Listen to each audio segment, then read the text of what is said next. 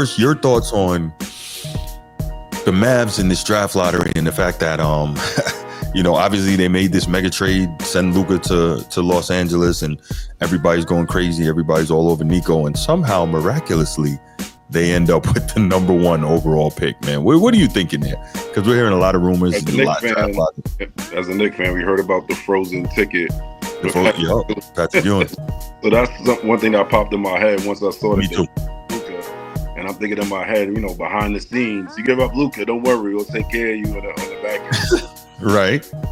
Miraculously, here comes Cooper. And right. Also, the Cavs were losing LeBron. That was also another conspiracy out there. Well, LeBron said it. He said that they pretty much fixed it so he could be in Cleveland. He said that on his show. So, wow. No, I think he said it on Pat McAfee. Yeah. So I'm like, why would he? Yeah, like, keep your mouth shut, man. I can't believe he admitted to that. I don't know why you would.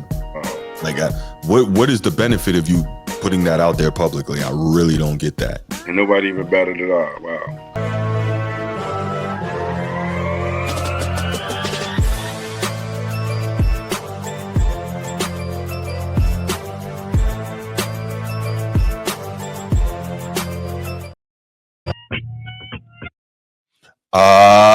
Yeah, welcome back to another episode of the Format Podcast Live. And I guess this is a special Bye Bron edition. Yeah.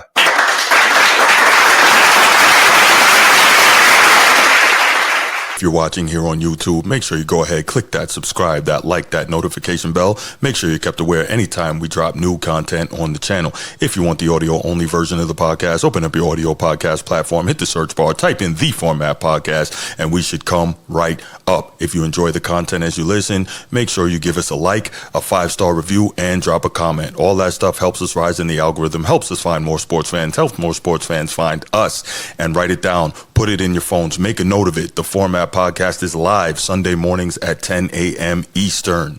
And finally, if you're really and truly enjoying the podcast and you want to help the show continue to grow, make sure you go ahead, click that join button, join the channel. We're going to have some exclusive content just for you. And the Dallas Mavericks somehow managed to get the number one overall pick. And most people believe that's going to be Cooper Flagg. I know Bruce probably believes it should be his man Queen, Derek Queen out of Baltimore, but most people have that as Cooper Flagg. And so I think it would be a very interesting lineup to say Cooper Flagg, AD, and Kyrie, a healthy Kyrie. I think that would be kind of wild. Two really good front court guys, a great backcourt guy, and they all complement each other because they all can play in different ways in different places on the floor. So nobody's getting in anybody's way. I kind of like it. We heard, if you listen to, I think, Get Up this morning, Jay Will on ESPN said that he would try to trade the pick. And I was like, what? Trade the pick? I guess you get a haul or maybe try to get a Giannis. And I'm like, well, why would you want a Giannis when you have an AD? Like, that doesn't really add up to me, but okay. And then also, the problem with Giannis is he's an atypical big in that, like a lot of these modern bigs, he has to have the ball in his hands a lot, which I really don't like. If you have a true point guard and a guy like Kyrie, you don't need the ball in your hands. But Giannis, I don't know how well he can play without it. So that's the other problem. But we'll get to that. But first, your thoughts on the Mavs in this draft lottery and the fact that, obviously they made this mega trade, send Luka to Los Angeles, and everybody's going crazy. Everybody's all over Nico, and somehow miraculously they end up with the number one overall pick. Man, what are you thinking there? Because we're hearing a lot of rumors. As a Knicks fan, we heard about the frozen ticket. Patrick Ewing. So that's one thing that popped in my head once I saw that Luka. And I'm thinking in my head, behind the scenes, you give up Luka, don't worry, we'll take care of you on the back end. Right. Miraculously, here comes Cooper. And right. Also, the Cavs were losing LeBron. That was also another conspiracy out there. Well, LeBron said it. He said that they pretty much fixed it so he could be in Cleveland. He said that on his show. So, wow. No, I think he said it on Pat McAfee. Yeah. So I'm like, why would he? Yeah, like, keep your mouth shut, man. I can't believe you admitted to that. I don't know why you would. Wow. Like, what is the benefit of you putting that out there publicly? I really don't get that. And nobody even batted it out. Wow. Mm-hmm. D But Rose in Chicago, I think he mentioned that too. And then, of course, like you said, Patrick Ewing with the frozen envelope. right. I like your starting five though. I think that's definitely a contender because they pretty much similarly built in a way to the Celtics where everybody, not everybody, but it's a balanced lineup between defense and offense, and they pretty much cover up for everybody's weak point. And Cooper's a dog. I think we got to see how he adjusts to the next level, but I think he'll definitely be a go-to player. Yeah. But I could also see Dallas getting greedy and wanting to go all out for Giannis. So what some of the stuff I've been hearing, not hearing personally, but just listening to sports media and stuff, is that with the way this played out, it opens up the door for Giannis to end up in San Antonio, which I think could be very interesting because Wemby, he's a big who doesn't play offensively like a big, right? He likes to be out there shooting threes and long J's and all that. So again, that's not a situation where he and Giannis get in each other's way. And then you got Castle, but if I'm Milwaukee and I got to give you Giannis, there's no way you're keeping Castle in the deal. Like, nah, I want, you know what I'm saying? I'm not letting you have him. But still, Giannis and Wemby, it's a real good building block. Definitely is. But I think it just accelerates everything and then it puts pressure on Wemby that I don't know. I like to see teams organically grow together, like the Warriors, like Chicago Bulls, like San Antonio Spurs. Like I like that because it sets up longevity.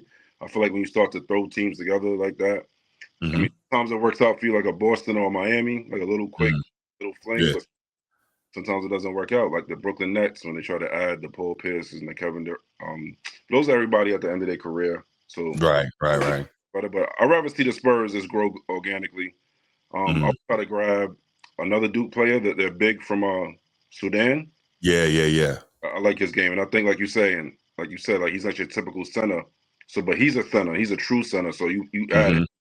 He's 19 years old. So now they grow together, and now your salary cap is not all messed up, and you got Castle, and you got the 14th pick as well. So now you can also add another young player. But after they made the Fox trade last year, I think they're trying to win now. So I forgot about that. Look out for Greek Freak to go there. No stake tax. He's gonna, like you said, he's up for another supermax. So and they'll probably ask for Castle. But if I'm the Bucks, and I've been thinking about this, whatever it take on Dame's crazy contract, I'm trying to say, hey, if you want three, you gotta take Dame. You gotta take Dame with you because I got him, and if he's no longer here, go play with your buddy because I'm not gonna try to have somebody here that's out for all the next year or having injury problems. That's right. Dame with you. Yeah, I forgot that he tore his Achilles as well. Yeah, that's tough.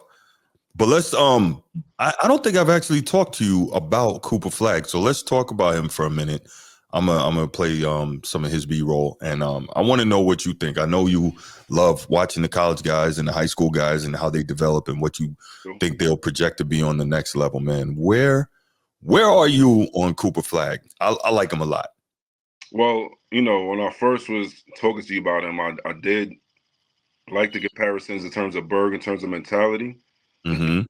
Backing down, like a lot of, I feel like he thinks like Bird too, like putting a player of a different race on him definitely made him. And I think he really excels in the big moments, even though he missed a few big shots. Okay. But I like him. He's a two-way player. I think somebody said AK-47 the other day. I could see AK-47 version because I feel like he has like a little bit more flavor with him. But I definitely see the two-way aspect of that and the ability to have a high motor. And he's just not a fearful player. And he played with Queen. I don't know if you noticed in high school. So I know I'm saying, well, maybe Montverde, I believe. So he was the go-to guy. They actually have 3 players in this draft from his high school team. I think they have 4 players. Yeah, they have 4. This is wild. They all might go in the lottery. That's crazy. Yeah, and that coach just left and went to Spears High School just to get a little bit off topic. After doing a great run over there in Florida. But a typical Duke guy, you love to hate these kind of dudes cut from the late in the And the JJ Redick cloth, the Bobby Hurley and Wojciechowski, you know, fire, knows how to play the game. From Maine. So, you don't get a lot of players from Maine, but no, you don't. he's a bowler. He's been killing for a while now, like since 14, 15. So he's definitely not new to this. Right. I think they said he played really well in the for the select team when he played against the Olympic team. Oh yeah, I heard about that. He's ready. Because if anything, once you're a two-way player, if anything, if your jump shot's not going, your offense is off, he's always going to be able to play downs and block shots and still play defense. So he's going to make an impact regardless any way he goes. But I wouldn't be shocked if Dallas, the 76ers, or the Spurs, if none of those teams want him, I wouldn't be shocked because we're in like this win now era. Yeah. None of those teams take him. I was hoping Utah would have got him. I was like, yo, Utah, he definitely fits the climate over there. So I was like, I know he's a lock for Utah. Well, it's funny because I think Trader Danny, he tried to unload everything to get Utah in a position to win this draft lottery to get Cooper Flagg, but it didn't work out. But knowing him, he'll pull off something. Although I'm starting to get the feeling like a lot of teams don't want to work with Danny Ainge because he burned a lot of bridges and he's put a lot of shame. He's destroying teams. I mean, he will fleece you if he can. What's that? The big man shooter they got from Finland. Lauri Markkanen. Yeah, I mean, maybe he dangles him out there. I don't know if that's gonna be enough. Maybe that was a couple of picks. Yeah, Markkanen is nice though. He's nice. Yeah, I mean, if you're in win now mode, Lauri Markkanen makes a lot of sense on your roster. But my thing is, if I'm in win now mode, I'm trying to keep Lauri Markkanen and bring another star, right? No, I'm not saying the Jazz. I'm saying if you're, let's just say, oh, I got you. Spurs, now you got Lauri Markkanen and Wemby, or if you're the 76ers, now you got Lauri Markkanen and Joel. Right. Okay, I got you. I mean, it all sounds good on paper. Of course. If you're Dallas, I mean, Lauri Markkanen doesn't really fit there. So, I mean, that's not. So maybe they trade him and get some more assets from another team in a three-way. It's going to be interesting. I think Dallas keeps him. Like, because I can see him being a small forward, and they need a small forward. It fits, and it solves your short-term goals and your long-term goals. No doubt. So, Bruce, you say the good old boy network strikes again. So, when we talk offline, you always tell me about the evidence and the facts. So, I'm curious to know, what is your evidence or your facts for this good old boy network strikes again? What do you mean by that? I would love to hear your thoughts on that. Go ahead and fill us in. Yeah, no, I do like. I don't trade the pick. I like the idea of Cooper Flagg being there with AD and Kyrie. I think it's good. And plus, it'll also help freaking Nico because these Dallas fans, man, they didn't want to give him an easy time at all after he traded. I didn't think he was going to make it. I thought they was definitely going to let him go as soon as the season was over. I was like, they're going to. I really think that was the owner call. I think that was some owner. It was. And then he just letting Nico to take the hits. Like he was. Yeah. He's literally using him as a shield. Like, yo. To me, that's crazy, right? You make this call, but you got to let this dude stand there and take that. Like, come on, man. Yeah, I would like to think that if I was the owner and I see the vitriol that this dude is facing, I'm calling a press conference and I'm saying, listen, this was my call. He made the call. He did the job that I told him to do as a general manager. This was my call. I would, as an owner and a leader, who's going to say something to you? You're a multi-billionaire. Stand up there and be real with it, You did hear what the owner said, though, about Luka, though. He said his family was, like, part owner of the Bulls. And he was saying that, if you look it up, like, they somehow were involved with the Bulls back in the days. So he said, I know what true championship teams and the true captain of a championship team look like. And that's not. Yeah, you can look. I'm trying to find that, send it to you. So I was like, I like that though. They step up to the plate a little bit with that one. I was like, whoa. All right, Bruce, here you go again. So Bruce says this was nothing but a power play by the Billionaire Boys Club who basically rigged the lottery. So cool. I'm glad you feel that way. Now, dude, I'm telling you what you tell me. Where's the evidence? Where's the facts? I want to know. Come on, give me something. You're making assumptions here, right? You love facts and you got to see it in black and white, but I know you feel a little bit like this is kind of like, wait a minute. Oh, listen, I definitely think it's funny style. I definitely think it's funny style. But the reason I'm pushing Bruce on this specifically is because when I send him anything he doesn't like about LeBron, he'll say very quickly, "Where's the evidence? Where's the facts? They just making stuff up." So I'm just responding to him in the same fashion. You know what I mean? But yes, to me, it definitely looks funny style. So yeah, I agree wholeheartedly. Did you see Cooper's wingspan? It's 7 foot. Yeah, that's pretty. Yeah. And the thing is, like, he's got athleticism to play defense. Like, he's not slow of foot, and he appears to want to do it. And then, like, you watch him on the break, like, this dude is taking off from the dotted and booming on people. I'm like, okay, all right. No, he's definitely. I don't know if he's gonna have the same impact as Bird, but he's definitely gonna impact. Would you stop that? Don't stop. Don't do that. They calling Ant-Man Jordan over here, but we can't call him the next Bird. That's also absurd. No, we can't call him the next Bird. No. He's not Bird. Ant-Man is not Jordan or Kobe, man. It's nonsense. We gotta stop this, man. Just let dudes be who they're gonna be. And yeah, we got listen, Jordan went through it too with Dr. J. I remember always hearing that he plays. Yeah, but he far surpassed him though. That's the crazy part. Right. So we don't know what's gonna happen. We don't know. How many years we've been looking for another Bird? What, 30 plus years now? Bird retired in 92. They started tight ends. they want tight ends for the Chiefs. They didn't want to play basketball no more. Yeah, listen, they've been waiting for a Bird for a long time. They'll never get one. Definitely have. They'll never get one. Who else caught my eye in the lottery? Who dropped? I know Jazz dropped. I was hoping the Hornets would have got something. The Hornets is just desperate for. They need something good to happen with that franchise, but I don't think they're not picking high enough to make an impact. I think they got fourth or fifth, sixth pick, something like that. I gotta look at the list. And they gave LaMelo all that money, and that's a waste. Great for him, he got his money, but that's a waste. They'll never win anything with him as their best player. If that was a failed experiment. I'm gonna try to move him while I still can. Who's paying that money for him? Would you? I wouldn't. As an owner, he sells tickets. He sells jerseys though. So some owners. So like, let's take a team like the Orlando Magic, who I think is maybe a point guard away from being, like a top 8-ish kind of team. Knocking on the door of the Eastern Conference Finals. You might try to pull the trigger on a ball trade. See what happens. Well, I wouldn't do it. I would not do it. No way, nah. No, I think LaMelo is all sizzle, no steak, and I'm not paying that kind of money for that dude. Was he making $230 right now? I know he's over 200, but I'm not sure. Yeah, he's got a huge deal. Nah, not gonna be able to do it. Nope. He's gonna make money for him that he got paid, and especially the fact that if he does go to a playoff contending team, his legacy is only going to build. He's only going to become a more popular player in the NBA. So something to keep an eye on. I think he's going to get moved this year. I don't even know if he has the right mentality to be on a playoff contending team if he's not the main guy. I think he has to be that. And if he's not that, it's not going to go well and it's going to cause locker room problems. That's what I think. Again, I don't have anything behind that, but just based on the way we watch this dude play, huh? We saw this a couple of times with a couple of players. And, sometimes they do shape up.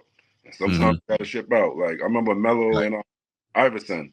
I was like, this is not going to work. What were they thinking? And they really. And then what they did, they brought in Chauncey, right? Chauncey, and that worked. They went to the Western Conference Finals. It's just funny how things happen, but. So. Yeah, no doubt. All right, so all right, I'll open up the phone lines one last time, and give an opportunity to take a couple calls real quick. If not, we'll get up out of here. This might be the quickest 4-topic show I've ever done. Oh, man. Yeah, so you go ahead, call in 904-219-8264, 904-219-8264, and we can discuss a little bit. And take that off, man. Nah, I tell you what. Oh, I probably didn't even tell you this when we were talking about that topic earlier. I'll say this, Kyle, real talk.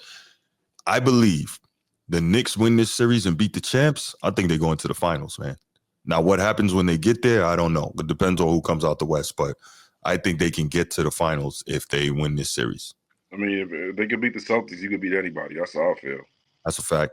Now we know that styles make fights, right? Matchups and all that. But no, I totally agree with you that if you can beat the champs. Well, with the Celtics, so I don't know. I'm still, like I said, I'm still with Shot.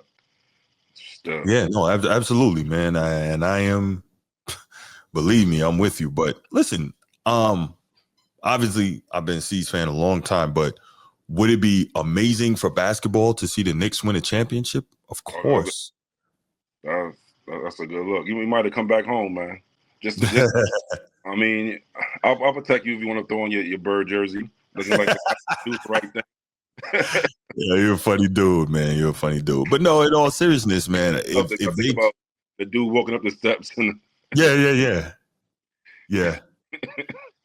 But nah, if the Knicks were to win a championship, like it would probably be the biggest story in sports.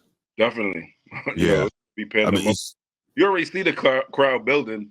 Every series is getting bigger and building. I mean, so we definitely something special. But we just openly. Now, here's the other thing, right?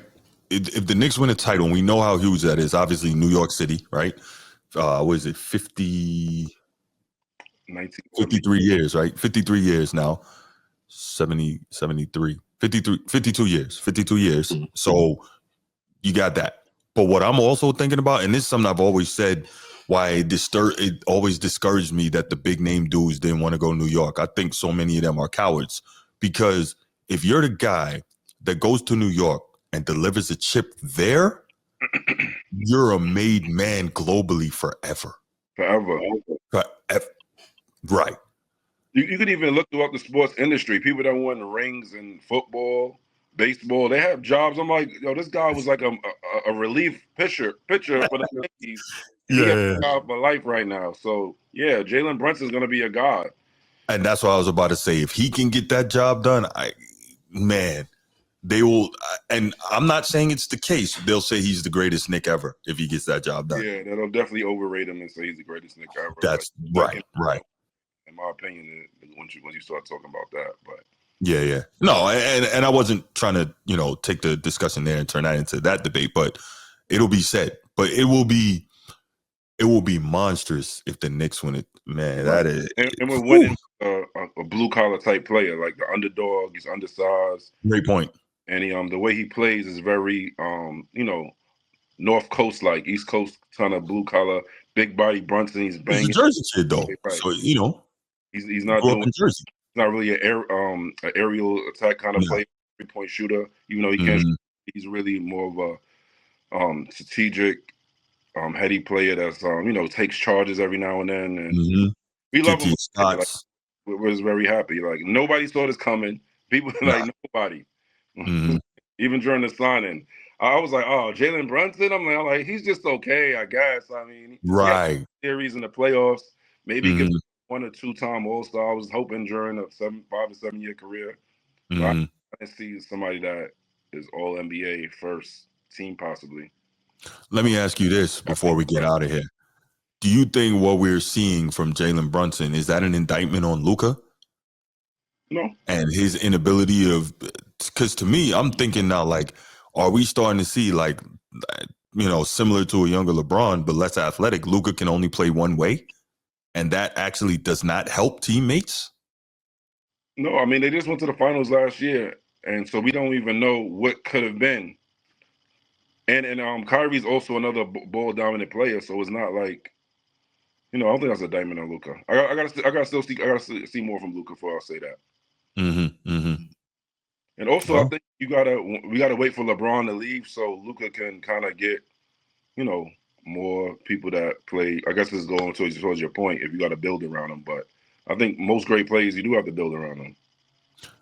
So yeah, but it's like, again, the Luka ball is like the hero ball. It's kind of like the Jokic ball, but not quite. But like, he's got to have the ball. He's got to make all the decisions. Guys pretty much like standing around waiting for, the result of whatever he's doing. So his style of play keeps teammates from getting into offensive rhythm unless they're just that elite level offensive player like a Kyrie, right? But if it's not pick and pop or pick and roll for the lob to the rim or catch a kick out with 3 seconds left on the shot clock, right? Now, for his era, is Luka an all-time great player? Yes. Has he done his thing? Yes. But you got to look at it. Again, only plays one side of the floor, has issues with being in shape and conditioning, as we know, and can only play one way, that Super Bowl dominant style. That's all that stuff is iffy to me, man. So the Knicks was just doing this up until last game with Jalen Brunson, to be real. He was playing the same caliber of basketball. He was literally watching. Think so? Oh, yes, 1-on-3, 1-on-4. Even against Detroit, it was pissing me off. That's how I was like, yo, there's no way we're going to beat the Celtics because they actually got Drew Holiday waiting for you. Mm-hmm. And finally last night, we saw him actually running plays for different people. And I'm like, it's about time. And you saw it in a scoreboard. Like, Celtics are even shocked. Like, what Cat was on the block against people way shorter than him, and they'll kick it back to Brunson looking scared, out of rhythm. So, like I said, to your point, there's a lot of people that play that style of basketball. Harden, Luka, Joker, Westbrook was playing that. Derrick Rose at one time was playing that. There's a lot of people. I really think Joker's the only one that's been able to win playing that way, though. You don't think that style originated from Jordan, though? Nah, I don't. I know they had the triangle offense, but when you got into the last 2 or 3 minutes, it was kind of a four corners effect. You kind of knew where the ball was going, and if Jordan got double, he might kick it, but normally it was him taking that, forcing up shots. But the difference was, though, that you could assume that it was going to be Jordan because it was Jordan, right? But the triangle offense actually, because he was willing to play within a system, allowed for at least the image that it could be somebody else, right? And it allowed for the situation of he could decide if he wanted to make it someone else, a la Paxson, a la Kerr, right? And so at least he was willing to play within the system, right? With Luka, Jokic, LeBron, these guys, there is no system. It's just them with the ball deciding everything. You see what I'm saying? So right. I think that's the difference between Jordan. It's more of an issue than an individual player issue, because you can go on and on with the names of people, and it's a growing thing. Dame kind of plays the same way. It's like a growing list of players. That's fair. LaMelo Ball, like you just said, you tired of him watching him playing that kind of style. So you can go on and name 10 to 15 players that play this style of ball where people just stand around and watch these guys. The only time they're going to pass is if they get triple team. And that's why a lot of people weren't watching the NBA. But I think this is finally, this year we saw a little bit more of the ball movement. Celtics, Cavs, Oklahoma City. I've seen like a couple of players get little touches. T-Wolves, you think they pass the ball around the perimeter? I think they passed the ball a fair amount, yeah, because obviously we know the type of offensive gravity that Ant Edwards creates, right? And so teams are going to, at least to some extent, they're going to rotate to him. They're going to try to keep from, getting boomed on, right? And so the T-Wolves are doing a good job in moving the ball and getting shots, because really they don't have another guy. And I'm surprised that, how well they're able to play offensively, although I would like to see them make more of a concerted effort to get Gobert some more touches inside, especially in this weak big man era. He should be able to dominate, but teams don't believe in playing that way. He's jacking up too. Is this the era we're in? And like I said, I believe it started from MJ, and then I think Allen Iverson and Kobe kind of just took it to another. But Kobe also played in the triangle. Allen Iverson, okay, cool, I give you that. But Kobe also played in the triangle. We both saw Jordan and Kobe take the clipboard from Phil. We both saw this with our own eyes. Right. I'm gonna be right here.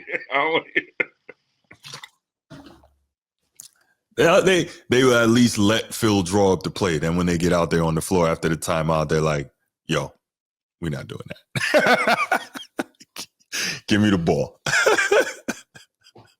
So, as soon as that Tatum news comes down, definitely hit me. It'll be rough. Yeah, but one last thing on the draft lottery, they were talking about expanding it to other sports. What do you think about that? To stop the tanking in the football and baseball.